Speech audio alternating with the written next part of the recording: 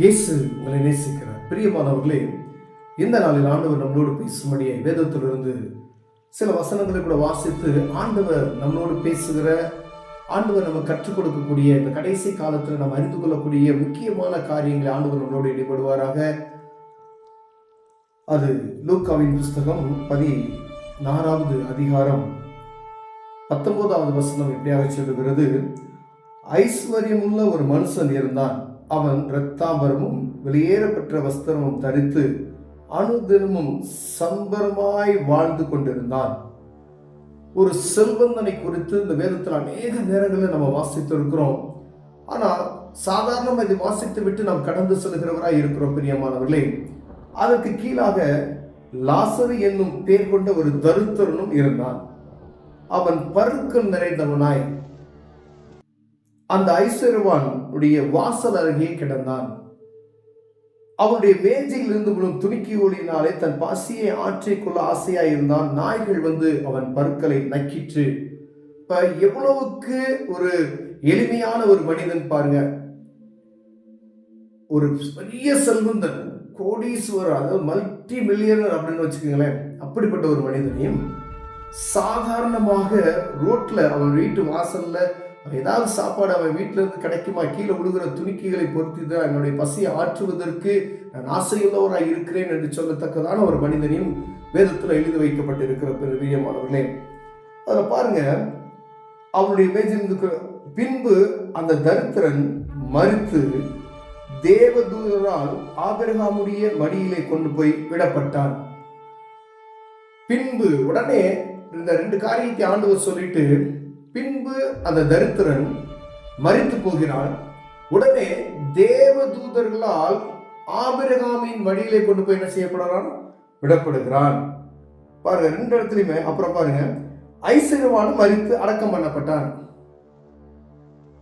தேவதூதரால் பாருங்க, தரித்திரன் மரித்த உடனே தேவதூதர்கள் அவனை அப்படியே கொண்டு போய் ஆபிரகாமின் மடியில் படுக்க வைக்கிற ஒரு அனுபவம்.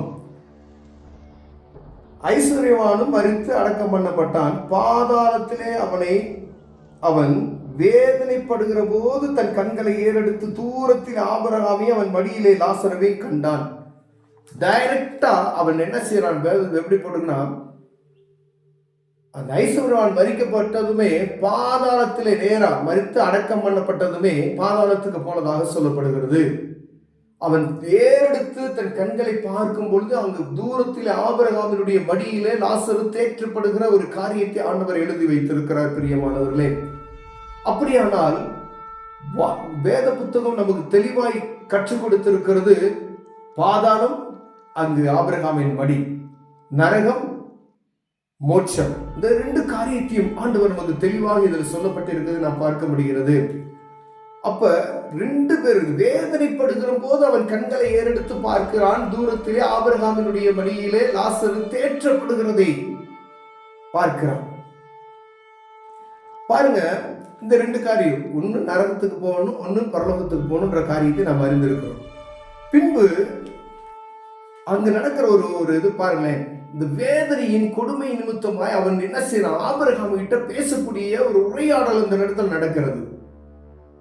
ஆபிரகாம் என்ற ஒரு உணர்வு இவனுக்குள் காணப்படுகிறது. ஆபிரகாமின் மடியில அவன் படுத்திருக்கிறது. அந்த வீட்டுக்கு பக்கத்துல கடந்த லாசரு என்று இருக்கிறதை அவனால் புரிந்து கொள்ள முடிகிறது. அப்படியானால் நரகத்தில் இருக்கக்கூடிய மனிதனை பார்க்கும்படியாய் நம்முடைய இருதயம் என்ன செய்யும்? இவங்க தான் அங்க இருக்கிறாங்க, என்னுடைய காரியம். ஒருவேளை இந்த இடத்துல கணவனோ மனைவியோ பிள்ளைகளோ மாமனோ மாமியாரோ உங்களுக்கு இருதயத்துக்கு விருப்பப்பட்ட யாரோ ஒருத்தர் வச்சுக்கோங்களேன். இப்ப நீங்க ஆபிரகாமின் மடியில தேற்றப்படுகிறதையும், உங்களுக்கு இன்பமானவர்கள், உங்களுக்கு பிரியமானவர்கள் அந்த வேதனையான பாதாளத்தில் கஷ்டப்படுகிறதையும் பார்க்கக்கூடிய ஒரு சூழ்நிலை வந்தா எவ்வளவு மனவேதனையா இருக்கு பாருங்களேன். நம் கூட பிறந்த சகோதரனோ மனைவியோ இல்ல அல்லது பிள்ளைகளோ வேதனைப்படும் பொழுது அதை பார்த்து கொண்டு நம்மளால சும்மா இருக்க முடியாது. என்ன தப்பு பண்ணாலும் அவனுக்காக ஏதாவது செய்யணும் அப்படின்னு சொல்கிற ஒரு உணர்வு வருகிறது. அங்கு அவங்க ரெண்டு பேரும் சொல்றாங்க. ஆபிரகாமும் அதற்கு, ஆபிரகாம், மகனே, நீ பூமியிலே உயிரோடு இருக்கும் காலத்தில் உன் நன்மைகளை அனுபவித்தாய், லாசரும் அப்படியே தீமைகளை அனுபவித்தான். அதை நினைத்துக்கொள். இப்பொழுது அவன் தேற்றப்படுகிறான், நீயோ வேதனைப்படுகிறாய். அதுவும் அல்லாதபடி இவ்விடத்திலிருந்து உங்களிடத்திற்கு கடந்து போகவும் அவ்விடத்திலிருந்து எங்களிடத்திற்கு கடந்து வரவும் மனதுள்ளவர்களுக்கும் கூடாதபடிக்கு எங்களுக்கும் உங்களுக்கும் நடுவே பெரும் பிளவு உண்டாக்கப்பட்டிருக்கிறது என்றார். நீ நினைச்சது நீ இங்க வர முடியாது, இங்கே அங்கேயும் இருந்து இங்க வர முடியாது. ஒரு பெரிய பிளவு இருக்கிறது. நீ பூமியில மன இஷ்டப்படி வாழ்ந்துட்ட. ஆனா இவன் அப்படி கிடையாது. ஒரு மனம் போன போக்கில் நீ வாழ்ந்தது நிமித்தமாய் இங்கு நீ வேதனைப்படுகிறாய். இவன் அப்படி இல்லை. இவன் தருத்தரனாய் இருந்தா கூட அவன் நீதியாய் வாழ்ந்து இங்கு வந்துட்டான் அப்படின்னு சொல்றாரு. அப்பொழுது பாருங்க, அப்ப ஒரு ஒரு காரியத்தை அங்கு ஆபிரகாமனோடு அந்த செல்வந்தன் பேசுகிறான், வேதனைப்படுகிறான். அந்த வேதனை தாங்காதபடிக்கு அப்பொழுது அவன், அப்படியானால் தகப்பனே, எனக்கு 5 சகோதரர்கள் உண்டு. அவர்கள் வேதனையுள்ள இந்த இடத்துக்கு வராதபடிக்கு அவன் போய் அவர்களுக்கு சாட்சியாக அறிவிக்கட்டும். நீர் அவனை என் தகப்பன் வீட்டுக்கு அனுப்பும்படி வேண்டிக் கொள்ளுகிறேன். அங்கேயே ஒரு சுயநலமான ஒரு காரியத்தை அவன் செய்கிறதை பார்க்க முடிகிறது. எனக்கு 5 பேர் சகோதரர்கள் இருக்கிறாங்க. இந்த வேதனையான இடத்துக்கு அவங்க வந்துடக்கூடாது. இந்த லாசரை கீழே அனுப்பி உயிரோடு அனுப்பிச்சு விடுங்க. அனுப்பிட்டு இந்த இடத்துக்கு நீங்க வந்துடாதீங்க அப்படி சொல்லுவதற்காக அவனை அனுப்புங்க அப்படின்னு சொல்லி. அப்ப ஆபிரகாம் அவனை நோக்கி, அவர்களுக்கு மோசையும் தீர்க்கதரிசிகளும் உண்டு, அவர்கள் செவி கொடுக்கட்டும் என்றார். அதற்கு அவன், அப்படி அல்ல தகப்பனாகி ஆபிரகாமே, மரித்தோரிலிருந்து ஒருவன் அவரிடத்திற்கு போனால் மனம் திரும்புவார்கள் என்றான். அதற்கு அவன், அவர்கள் மோசைக்கும் தீர்க்கதரிசிகளுக்கும் செவி கொடாவிட்டால் மரித்தோரிலிருந்து ஒருவன் எழுந்து போனாலும் நம்ப மாட்டார்கள் என்று சொன்னான் என்றார். பிரியமானவர்களே, ஆபிரகாமுக்கும் அந்த ஐஸ்வர்யவானுக்கும் ஒரு பெரிய உரையாடல் நடக்கிறதை நாம் பார்க்க முடிகிறது. இந்த இடத்துல 2 பேர் பேசுறாங்க. இந்த வேதனையான இடத்துக்கு என் தகப்பனோ என் பிள்ளை என் சகோதரங்களும் வந்துடக்கூடாது, அவங்க எல்லாம் செல்வந்தன்கள். தயவு செய்து நீங்க ஆபிரகாமை அனுப்பி லாசருவை அனுப்பி இந்த இடத்துக்கு வராதபடி காத்துக்கொள்ளுங்க அப்படின்னு சொல்றாரு. ஆனா ஆபிரகாம் சொல்றாரு, அங்கு ஊழியக்காரர்கள் உண்டு, தீர்க்கதரிசிகள் உண்டு, எங்கும் சுவிசேஷத்தை அறிவிக்கிறதற்கான ஆட்கள் நியமிக்கப்பட்டு இருக்கிறது. அவர்களுக்கு அவர்கள் செவி கொடுக்கணும். அப்படி அவங்களுக்கு அவங்க செவி கொடுக்கல அப்படின்னு சொன்னா, இங்க இருந்து ஒரு மனிதன் உயிரோடு போனா கூட அவங்களுக்கு என்ன செய்ய மாட்டாங்க, அவங்களுக்கு செவி கொடுக்க மாட்டாங்க அப்படின்னு சொல்லி ஆபிரகாம் சொல்லுகிறதை பார்க்க முடிகிறது. பிரியமானவர்களே, இதன் வழியாய் நாம் கற்றுக்கொள்ளக்கூடிய ஒரு காரியம் பாருங்க. இந்த பூமியில நமக்கு கொடுக்கப்பட்ட இந்த காலத்துல சரியான முறையில நாம் வாழ்ந்தோமே ஆனால் அந்த பரலோக ராஜ்யத்துக்கு நாம் கடந்து செல்வதற்கு ஆண்டவர் நமக்கு ஒரு வழிவாசலை இந்த நாள்ல இந்த வசனத்தின் மூலமே நமக்கு கற்றுக் கொடுக்கிறார். பரலோகம் உண்டு, நரகம் உண்டு என்பதை தெளிவாய் ஆண்டவர் எழுதி வைத்திருக்கிறார். 2 மனிதர்கள் அங்கு படுகிற காரியங்களை அறிந்து சொல்லி வைத்திருக்கிறார். 2வது, அங்கு இருக்கக்கூடிய மனிதனை உணரத்தக்கதான ஒரு உணர்வின் ஆவி.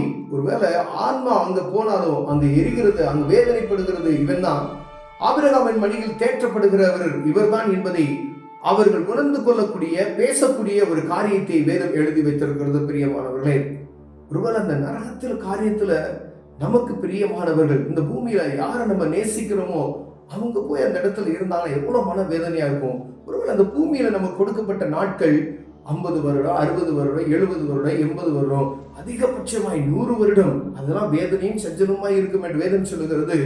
அதற்கு பின்பதாக இருக்கிறது ஆண்டாண்டு காலமாய் அப்படின்னு சொல்லப்பட்டு இருக்கிறது. அது ஒரு நாள் அனுபவம் அல்ல, 2 நாள் அனுபவம் அல்ல, ஒரு 10 வருஷம் அனுபவம் அல்ல.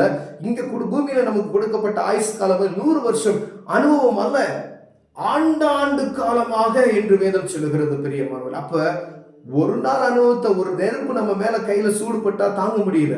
உங்க பிள்ளைக்கோ உங்க மனைவிக்கோ உங்க கணவனுக்கோ யாருக்கோ ஒரு சின்ன அடிபட்டுட்டா அவங்க இருதயம் பதறி போய் விடுகிறது.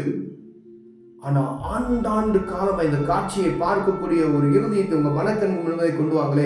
அவங்க துன்பப்படுகிறதை, அவங்க வேதனைப்படுகிறதை உங்க கண்களுக்கு முன்பாக நீங்கள் கொண்டு வந்தீர்கள். ஆனால் அவர்களுக்காக நீங்கள் ஜெபிக்காமல் ஒரு நாள் இருக்க முடியாது. பிரியமானவர்களே, அவர்கள் வேதனைப்படுகிற காரியத்தை கொஞ்ச நேரம் உங்களால தாங்க முடியலையே. ஆண்டாண்டு காலமா இந்த காரியத்தை நீங்கள் பார்த்து கொண்டு இருக்கக்கூடிய ஒரு சூழ்நிலை உங்களுக்கு வறுமையானால் எப்படி ஒரு வேதனையான ஒரு உள்ளத்துல நீங்க எப்பயும் துடித்து கொண்டு இருக்க முடியும் பாருங்க. அங்கும் இங்கும் யாரும் அங்க வர முடியாது. இங்க உங்களுக்கு கொடுக்கப்பட்ட இந்த காலகட்டம் நம்ம பரலோகத்துக்கோ நரகத்துக்கோ நம்ம இஷ்டப்படி தேர்ந்தெடுத்துக்கலாம். ஆனா இங்க இருந்து அங்க போனதுக்கு அப்புறம் இங்கேக்கு அங்கே ஒரு பெரிய பிளவு இருக்கிறது. நீங்க நினைச்சா இங்க வர முடியாது என்று ஆண்டவர் சொல்லுகிறார். இந்த பூமியில உங்களுக்கு கொடுக்கப்பட்ட இந்த ஒரு டெஸ்ட் அப்படி கூட வச்சுக்கலாம். நீ எப்படி வாழ்றீங்க அப்படின்றதுக்காக வைத்துட்டு தான் அந்த பரலோகத்திற்கு ஆண்டவர் என்ன சொன்னார், அழைத்துட்டு போறாராம். அப்ப பூமியில கொடுக்கப்பட்ட இந்த நாட்கள் எவ்வளவு கவனமாய் நம்ம வாழ வேண்டும் என்பதை வேதம் தெளிவாய் கற்றுக் கொடுத்திருக்கிறது. பிரியமானவர்களே, ஒருவேளை ஆண்டவருடைய சத்தத்துக்கு செவி கொடுத்து நீதிமானாய் உத்தமனாய் அப்படி வாழ்வோம் என்றால் ஆண்டவர் அந்த பரலோகத்துக்கு ஏற்றவர்களாய் நம்மை மாற்றுவார். நாமும் நம்மை சார்ந்தவர்களும் எங்கு இருக்கணும் என்று நாம் தான் முடிவு பண்ணணும்.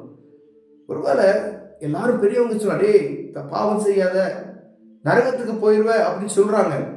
அதை நம்ம எளிமையை எடுத்துக்கிறோம். அவங்க அந்த கருத்தோட தான் சொல்றாங்க. பெரியவங்க சொல்லுவாங்க பார்த்தீங்களா, நரகத்துக்கு தானே போவ, கடவுள் கண்ணை குத்துவாரா அப்படின்னு சொல்லுவாங்க பார்த்தீங்களா. அதெல்லாம் உண்மை.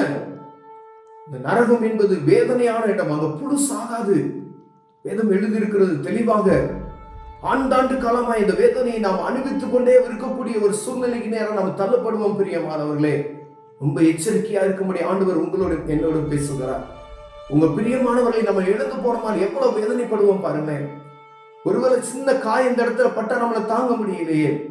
ஆனா அந்த இடத்துல நீங்க ஆபிரகாம் மடியில தேற்றப்படுகிறதையும் உங்க பிள்ளையோ உங்க மனைவியோ வேதனைப்படுகிற அந்த இடத்துல இருந்து அப்படியே ஆண்டாண்டு காலம் அதை பார்த்து கொண்டு இருக்கக்கூடிய ஒரு சூழ்நிலை இருக்குமே. ஆனால் எவ்வளவு கொடுமையான ஒரு காரியம் என்பதை நீங்கள் பார்க்கும்படி ஆண்டவர்களோடு பேசுகிறார். ஒருவேளை இந்த கொடுக்கப்பட்ட நாட்கள்ல மனம் திரும்பி பரலோகத்துக்கு ஏற்ற காரியத்தை நாம் செய்வோமையானால், அதற்கான காரியத்தை தேடுவோமையானால், இங்கு நீங்கள் பொக்கிசை தேடாதீர்கள், அங்கு உங்க பொக்கிசத்தை சேர்த்து வைங்கள் ஆண்டவர் சொல்லுகிறார். நம்ம அலைகிறது, ஓடுகிறது, பிரயாசப்படுகிறது இந்த பூமிக்கான பலன்களை தேடுவதற்கு மாத்திரமே ஒழிய பரலோகத்துக்கு ஏற்ற ஒரு காரியத்துக்கு நம்ம எப்பயாவது தேடுகிறோமா என்பதை பார்க்கும்படி ஆண்டவர் உங்களோட என்னோட பேசுகிறார். ஒருவேளை இந்த பூமிக்கு நமக்கு தேவை, உணவுக்கு தேவை, பொருளுக்கு தேவை, இதெல்லாம் தேவை. ஆனா இதை மீறி ஒரு காரியம் உண்டு என்பதை நாம் அறிந்து கொள்ள வேண்டும். அந்த பரலோக ராஜ்யத்துக்கு நம்ம போவதற்கு என்ன செய்யணும்னு சொல்லி அதையும் நாம் கற்றுக்கொள்ள வேண்டும். அதையும் நாம் இங்கேயே ஆயத்தப்படுத்தி வைக்க வேண்டும். நமக்கு மாத்திரமல்ல, பிள்ளைகளுக்கு அநேக சொத்துக்களை, கோடி கோடியாய் சொத்துக்களையும் அவர்களுக்கான எல்லா காரியங்களும் இந்த பூமியில சேர்த்து வைக்கிறோம். ஆனா அது வீண். ஆனா ஆண்டவர் சொல்றாரு, அந்த பரலோகத்துக்கு வருவதற்கு சொத்தை நீ அங்க சேர்த்து வை அப்படின்னு சொல்றாரு. பூமியில மாத்த அந்த சொத்தை சேர்த்து வைக்காதபடி, பிள்ளைகளுக்கோ மனைவிக்கோ கணவனுக்கோ சேர்த்து வைக்காதபடி, பரலோகத்துக்கு வருவதற்கு என்ன செய்யணும்னு சொல்லி அதை சேர்த்து வைப்போமானால் ஆண்டவர் உங்களையும் என்னை ஆசீர்வதிக்க வல்லமையுள்ளவராய் இருக்கிறார். கண்களை மூடுவோம், ஜெபம். அன்பு தகப்பனே, இந்த வசனங்கள் மூலமா எங்களோடு பேசுனீங்க. இந்த பரலோகத்துக்கு ஏற்ற காரியங்களை நாங்கள் செய்ய எங்களுக்கு கிருபை பாராட்டுங்க. இயேசுவின் நாமத்தில் பிதாவே, ஆமென்.